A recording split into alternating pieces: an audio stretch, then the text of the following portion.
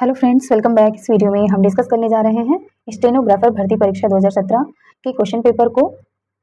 आपको बता दें, अगर आप जूनियर असिस्टेंट का एग्जाम देने जा रहे हैं तो ये सीरीज़ आपके लिए बहुत ही इंपॉर्टेंट होने वाली है। तो आइए स्टार्ट करते हैं। और इस सीरीज़ में हम हिंदी के क्वेश्चन को सॉल्व कर रहे हैं। ओके, तो चलिए स्टार्ट कर लेते हैं। Hindi knowledge and writing ability, Hindi परिज्ञान एवं लेखन योग्यता से कौन कौन से क्वेश्चन पूछे गए हैं। पहला क्वेश्चन जो कि गद्यांश से रिलेटेड है, गद्यांश को पढ़ना है और क्वेश्चन का आंसर देना है। आइए रीड करते हैं। ईर्ष्या का काम जलाना है, मगर सबसे पहले वह उसी को जलाती है जिसके हृदय में उसका जन्म होता है। आप भी ऐसे बहुत से लोगों को जानते होंगे जो ईर्ष्या और द्वेष की साकार मूर्ति हैं, जो बराबर इस फिक्र में लगे रहते हैं कि कहाँ सुनने वाले मिले कि अपने दिल का गुबार निकालने का मौका मिले।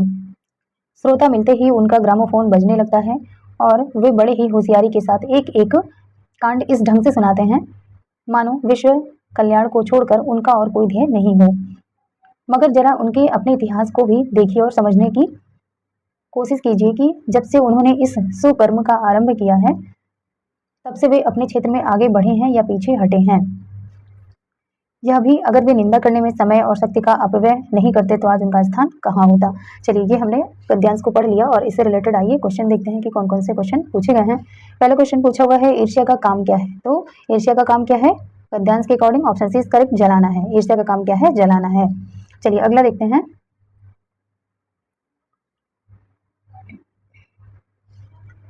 गद्यांश में प्रयुक्त ध्येय का क्या अर्थ है। तो ध्येय का अर्थ क्या होता है? ऑप्शन इज करेक्ट, लक्ष्य होता है। नेक्स्ट है, श्रद्धालु। गद्यांश में ईर्ष्यालु व्यक्तियों की क्या की गई है? ऑप्शन बी इज करेक्ट, खिल्ली उड़ाई गई है। ठीक है, अगला है, अपव्यय का क्या अर्थ होता है। तो अपव्यय का अर्थ क्या होता है? फिजूल खर्च होता है। Option D is correct. Next, गद्यांश का उपयुक्त शीर्षक क्या होगा। तो उपयुक्त शीर्षक क्या हो जाएगा गद्यांश का? ऑप्शन इज करेक्ट, ईर्ष्या हो जाएगा। ओके, चलिए आगे देखते हैं। अधिकार में उपसर्ग है। अधिकार में कौन सा उपसर्ग है? ऑप्शन सी इज करेक्ट, अधि उपसर्ग लगा हुआ है। ठीक है, अधिकार का अर्थ क्या होता है? प्रभुत्व या कब्जा या हक होता है, जबकि अधिकार का विपरीतार्थक अनधिकार होता है। अगला है, धार्मिक में प्रत्यय बताना है। तो धार्मिक में कौन सा प्रत्यय लगा हुआ है? तो ऑप्शन बी इज करेक्ट, एक प्रत्यय लगा है। ठीक है, धार्मिक में एक प्रत्यय लगा हुआ है। डिटेलिंग देखते हैं इसकी। संज्ञा, सर्वनाम तथा विशेषण के अंत में लगने वाले प्रत्यय को तद्धित प्रत्यय कहा जाता है। वेरी वेरी इंपॉर्टेंट है, तद्धित प्रत्यय किसे कहते हैं, ये आपको जानना चाहिए। क्वेश्चन भी पूछा गया इस पे। संज्ञा, सर्वनाम तथा विशेषण के अंत में लगने वाले प्रत्यय को तद्धित प्रत्यय कहा जाता है। वेरी इंपॉर्टेंट है। आगे दिया है कि तथा संस्कृत निष्ठ संज्ञाओं के अंत में तद्धित प्रत्यय लगाने से भाववाचक, अपत्यवाचक तथा गुणवाचक विशेषण बनते हैं। एक संस्कृत निष्ठ तद्धित प्रत्यय है जो धर्म संज्ञा के पीछे जुड़कर गुणवाचक विशेषण धार्मिक बन जाता है। अगला है, आकर्षण का विलोम क्या होगा। तो आकर्षण का विलोम होता है विकर्षण। Option B is correct. आगे देखते हैं, इसकी डिटेलिंग देखते हैं। अगर तो आकर्षण का विपरीतार्थ क्या होता है? विकर्षण होता है। कर्षण का अर्थ जोती गई जमीन या हल चलाना तथा घर्षण का अर्थ घिसना होता है। अपमान का विलोम सम्मान होता है। नेक्स्ट है, जानने की इच्छा के लिए एक शब्द क्या होता है। ऑप्शन सी इज करेक्ट, जिज्ञासा। जिज्ञासा का अर्थ क्या हो जाएगा? जानने की इच्छा। आगे है कि आशा का अर्थ उम्मीद, भरोसा या आसरा है। इच्छा का शाब्दिक अर्थ रुचि, कामना या चाह होता है। अभिलाषा इच्छा का समानार्थी शब्द है। नेक्स्ट है, कथा का बहुवचन होगा। तो कथा का बहुवचन ऑप्शन डी इज करेक्ट, कथाएं हो जाएगा। इसकी डिटेलिंग है, कथा का बहुवचन कथाएं होगा। आकारांत स्त्रीलिंग शब्दों के आ के अंत में ए लगाकर बहुवचन बनाया जाता है। जैसे इसमें दिया हुआ था कथा, तो कथा आकारांत स्त्रीलिंग एक वचन शब्द जिसमें ए लगाकर कथाएं बहुवचन शब्द बनाया जा सकता है। नेक्स्ट है, निम्न में से कौन सा वाक्य वर्तमान काल का है। मानव पढ़ता है, मोहन गया, सीता सो रही थी, वह जाएगा। तो ऑब्वियसली हमें पता है कि क्या है इसमें, ऑप्शन इज करेक्ट, मानव पढ़ता है, ये हो गया वर्तमान काल। नेक्स्ट,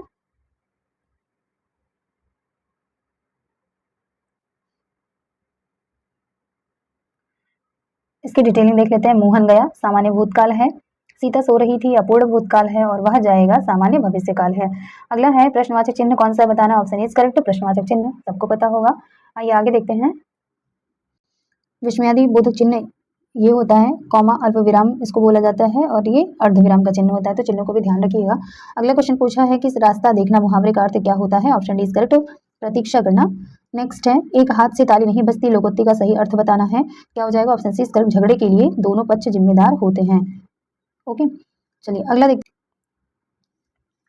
अगला है, निम्न में दंत वर्ण पूछ रहा है, तो दंत वर्ण कौन सा हो जाएगा? ऑप्शन ए इज करेक्ट, सा हो जाएगा दंत वर्ण। इसकी डिटेलिंग है, स दंत वर्ण है जो वत्स्य यानी दंत मूल से उच्चारित किया जाता है। प उष्ठ वर्ण है मूर्धन्य तालु के मूर्धा भाग से निकलता है। और ह जो है ये स्वर यंत्रीय या इसे ककल्य वर्ण भी बोलते हैं या कंठ द्वारा उच्चारित होता है। ठीक है, अगला है निम्न में अनुनासिक वर्ण कौन सा है?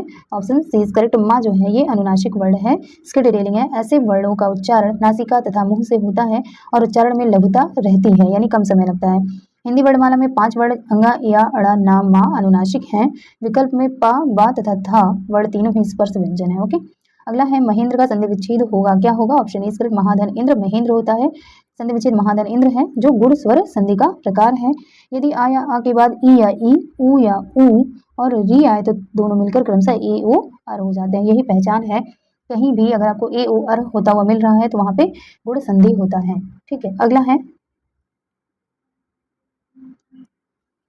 राज दरबार में कौन सा समास है? ऑप्शन बी करेक्ट, तत्पुरुष समास है, क्योंकि यहाँ पे राज दरबार यानी राजा का दरबार, तो यहाँ पे का आया हुआ है जो कि संबंध कारक विभक्ति है। ठीक है, अगला है यथा संभव में कौन सा समास है? तो ऑप्शन डी करेक्ट, अव्ययी भाव समास है। यथा संभव में अव्ययी भाव समास है। यह समास का पूर्व पद प्रधान है यहाँ पर। ठीक है, यथा पूर्व पद प्रधान है और समास पद अव्यय हो जाता है, जिसमें इसमें क्या होता है कि पहला पद उपसर्ग जाति का अव्यय होता है और वही प्रधान भी होता है। यथा संभव में पहला पद अव्यय है और वही प्रबल पद है। ठीक है, अगला है निम्न में कौन सा शब्द विदेशी है? तो विदेशी इसमें कौन सा है? ऑप्शन बी करेक्ट, मील जो है ये विदेशी शब्द है जो कि दूरी का मात्रक है। आगे हिमालय किस प्रकार की संज्ञा है? तो हिमालय जो है ये ऑप्शन इज करेक्ट, व्यक्तिवाचक संज्ञा है। हिमालय व्यक्तिवाचक संज्ञा है। जिस शब्द से किसी एक वस्तु, व्यक्ति, स्थान, आकृति का बोध होता है वहां पे व्यक्तिवाचक संज्ञा होता है। यहाँ हिमालय से पर्वत के नाम का बोध हो रहा है तो यहाँ हिमालय क्या है? व्यक्तिवाचक संज्ञा है। अगला निम्न में प्रश्नवाचक सर्वनाम कौन सा है? तो ऑप्शन डी इज करेक्ट, कौन। यहाँ पे प्रश्न पूछा जा रहा है तो ये प्रश्नवाचक सर्वनाम है। ओके, देखते हैं आगे।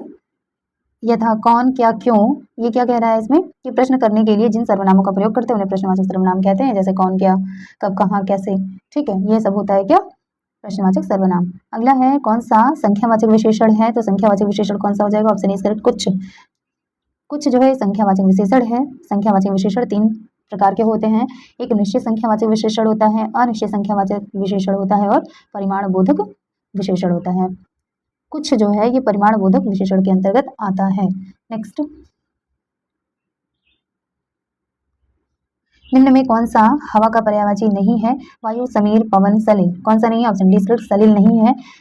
ओके, क्योंकि सलिल जो है ये जल का पर्यायवाची शब्द है। वायु, समीर, पवन हवा के पर्यायवाची हैं। अगला है निम्न में कौन सा शब्द शुद्ध है? ज्योत्सना, पुण्य, उन्नति, क्षमा। तो कौन सा सही है? Option A is correct, Jyotsna.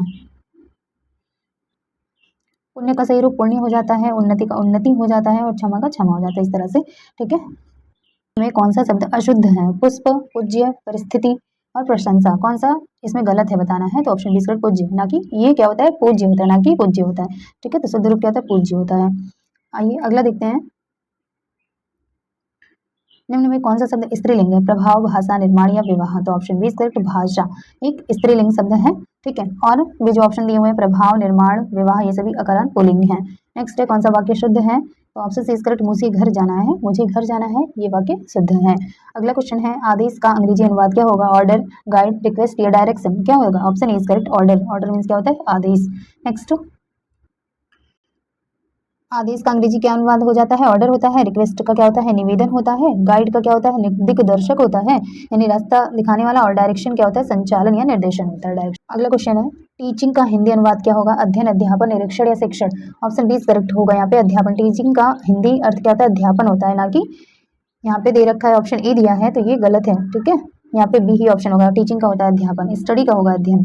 ठीक है, तो टीचिंग का देखिए क्या होता है? अध्यापन होता है, और स्टडी अध्ययन होता है, निरीक्षण इंस्पेक्शन होता है, और शिक्षण क्या होता है? एजुकेशनल या पेडागोजीज होता है।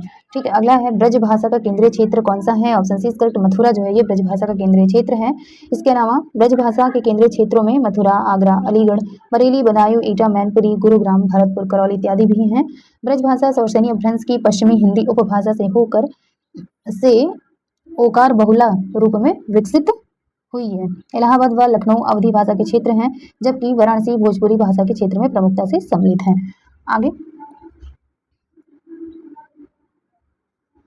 परिपत्र के संबंध में कौन सा कथन गलत है इसमें बताना है। तो देखिए इसमें कोई भी ऑप्शन सही ही नहीं है। आइए इसकी डिटेलिंग देख लेते हैं। परिपत्र सरकारी पत्र का ही एक रूप है। एक ही विषम को एक ही प्रेषक द्वारा अपने अधीनस्थ समस्त अधिकारियों या कर्मचारियों को सूचना देने के लिए प्रयोग किया जाने वाला पत्र परिपत्र कहलाता है। इसे इंग्लिश में सर्कुलर बोलते हैं। परिपत्र की विशेषताएं क्या होती हैं देख लेते हैं। परिपत्र में सबसे ऊपर पत्रांक संख्या या परिपत्र संख्या लिखी जाती है। ये पूर्णतः औपचारिक होते हैं। इसमें विषय का उल्लेख किया जाता है। इसमें संबोधन हेतु महोदय या महोदया का प्रयोग किया जाता है और इसमें स्व निर्देश हेतु भवदी या भवदीया का भी प्रयोग किया जाता है। अगला है अर्धशासकीय पत्र के संदर्भ में कौन सा कथन गलत है बताना है। इसका स्वरूप व्यक्तिगत पत्र के समान होता है। यह पत्र अन्य पुरुष में लिखा जाता है। औपचारिक शब्दों से आरंभ करने की आवश्यकता नहीं होती। यह प्रायः समान स्तर के अधिकारी के साथ ऐसा पत्र व्यवहार होता है। तो इसमें क्या पूछ रहा है कि गलत कौन सा है अर्धशासकीय पत्र के संदर्भ में। Option B is correct. यह पत्र अन्य पुरुष में लिखा जाता है, यही गलत है। आइए इसकी डिटेलिंग देख लेते हैं। किसी सरकारी अधिकारी द्वारा अन्य सरकारी अधिकार कर्मचारी या गैर सरकारी व्यक्ति को सरकारी कार्य के संदर्भ में किसी खास मामले की ओर ध्यान आकर्षित कराने, विचार विमर्श, सहमति, स्पष्टीकरण, सूचनाओं के आदान प्रदान करने आदि हेतु व्यक्तिगत स्तर पर लिखा गया पत्र अर्ध सरकारी पत्र कहलाता है। अर्ध सरकारी पत्र उत्तम पुरुष यानी प्रथम पुरुष में मित्रतापूर्ण भाषा में लिखा जाता है। इसमें अभिवादन तथा संबोधन का विशेष महत्व होता है। वेरी इंपॉर्टेंट क्वेश्चन है। अगला है निम्न में से कौन सा वर्ड घोष है। तो घोष कौन सा है, क ख च या ग। तो गा जो है घोष वर्ड है। नेक्स्ट इसकी डिटेलिंग देख लेते हैं। नाद की दृष्टि से जिन वर्णों के उच्चारण में स्वर तंत्रियां झंकृत होती हैं वे घोष वर्ण कहलाते हैं। हिंदी वर्णमाला में प्रत्येक वर्ग का तीसरा, चौथा, पांचवा वर्ड व्यंजन वर्ण सभी स्वर वर्ण य, र, ल, व और हा घोष वर्ण कहलाते हैं। इसको नोट कर लीजिएगा, वेरी इंपॉर्टेंट है। इस प्रकार दिए गए विकल्पों में जो है ग क्या है, एक वर्ड घोष वर्ण है। ठीक है। अगला है संहार का सही संधि विच्छेद क्या होगा। तो ऑप्शन डी इज करेक्ट, समधनहार होता है। संहार का सही संधि विच्छेद सम उपसर्ग के साथ हार के रूप में समधनहार में प्राप्त होता है, जिसका तात्पर्य संपूर्ण विनाश से है। अगला है कौन सा इसमें तत्सम शब्द है। चक्र, चांद, छेद या छत। ऑप्शन इज करेक्ट, चक्र जो है ये तत्सम है।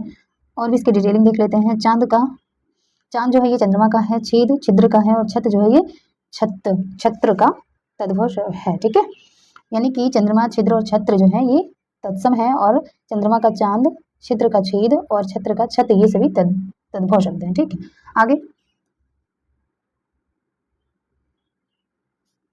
निम्न में से कौन सा शब्द तद्भव है। योगी, यौवन, जीभ या जीर्ण। तो ऑप्शन सी इसका जीभ जो है ये तद्भव है। ठीक है, क्योंकि इसका तत्सम क्या होता है, जिह्वा होता है। नेक्स्ट, निम्न में कौन प्रेरणार्थक क्रिया है। ठीक है, उठना, उड़ना, दिलाना या चलना। ऑप्शन सी इसका दिलाना है, ये प्रेरणार्थक क्रिया है। जिन क्रियाओं से इस बात का बोध हो कि कर्ता स्वयं कार्य न कर किसी दूसरे को कार्य करने के लिए प्रेरित करता है वे प्रेरणार्थक क्रियाएं कहलाती हैं। नेक्स्ट है अली, और अली शब्द का सही अर्थ क्या है, इसमें अर्थ बताना है। तो एक अली का मतलब होता है सखी और एक अली का मतलब होता है भौरा। तो इसके अकॉर्डिंग हमारा क्या हो जाएगा, अली जो पहला अली है वो भौरे को बता रहा है और एक अली जो है वो सखी को बता रहा है। तो इस प्रकार से option D is correct. Next, निम्न में कौन सा वाक्य संयुक्त वाक्य है। मैंने लड़के को बुलाया, उन्हें न नींद आती थी न भूख प्यास लगती थी। सी है आपको ऐसा ना कहना चाहिए था और डी है वहां जाना अच्छा नहीं है। तो संयुक्त वाक्य क्या है कि उन्हें ना नींद आती थी कॉमा ना भूख प्यास लगती थी। तो ये हो जाएगा ऑप्शन बी इज करेक्ट। इसकी डिटेलिंग है। संयुक्त वाक्य है कौन सा कि उन्हें ना नींद आती थी ना भूख प्यास लगती थी। संयुक्त वाक्य क्योंकि जिस वाक्य में साधारण मिश्र वाक्यों का मेल संयोजक अवयवों द्वारा होता है उसे संयुक्त वाक्य कहते हैं। इनमें उन्हें ना नींद आती थी और भूख प्यास लगती थी ये दोनों वाक्य ना संयोजक द्वारा जुड़ रहे हैं। ठीक है, इसलिए ये क्या है, संयुक्त वाक्य है। ओके फ्रेंड्स, मिलते हैं नेक्स्ट वीडियो में। वीडियो अच्छी लगी हो तो please do like, share and subscribe my channel. Thanks for watching.